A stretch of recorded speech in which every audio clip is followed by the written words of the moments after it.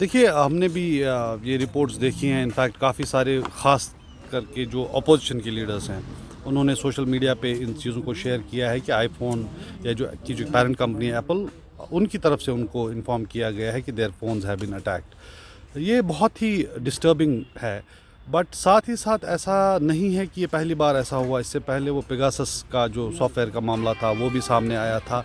तो सर्विलेंस ख़ुसूसन उन लोगों पे कि जो सरकार से बाहर हैं या सरकार के मुखालिफ हैं पॉलिटिकली, उन पे ये होता रहा है। अब इतना बड़ा मामला है, इसका जो जितने सारे लीडर्स ने ये क्लेम किया है कि उनको इंटीमेशन मिला है, ये बहुत ही डिस्टर्बिंग है।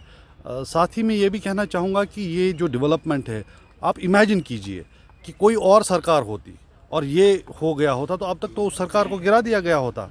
लेकिन प्रॉब्लम ये है कि जो हमारे यहाँ इंस्टीट्यूशंस हैं जो कि चेक्स एंड बैलेंसेस रखते हैं, वो कहीं ना कहीं इनइफेक्टिव हैं। वो अपना शायद काम पूरी तरह से नहीं कर पा रहे हैं, इसीलिए एक इम्प्यूनिटी मिली हुई है इस सरकार को।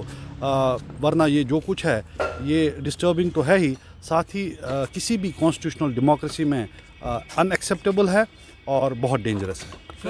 देखिए, पिछले चंद एक दिनों में एक स्पर्ट हो गया है वायलेंस में, जिसमें टारगेटेड किलिंग्स हो रही हैं। हम इनकी पुरजोर अल्फाज में मजम्मत करते हैं। We condemn these are acts of cowardice and हमारी तमाम तर जो सिंपथीज़ हैं वो अफेक्टेड फैमिलीज़ के साथ हैं और हमारी दुआएं उनके साथ हैं। साथ ही आपको ये भी देखना पड़ेगा कि जिस तरह का नैरेटिव ये इस्टेब्लिशमेंट क्रिएट करना चाहती है या कर रही है, उस पर कोशिश कर रही है, उस पर कहीं ना कहीं सवाल निशान उठ रहा है। आपको पता होगा कि जो आउटगोइंग डीजी हैं, उन्होंने सिर्फ 2 दिन पहले कहा था कि जी अब यहाँ पे कोलेटरल डैमेज बिल्कुल नहीं होता।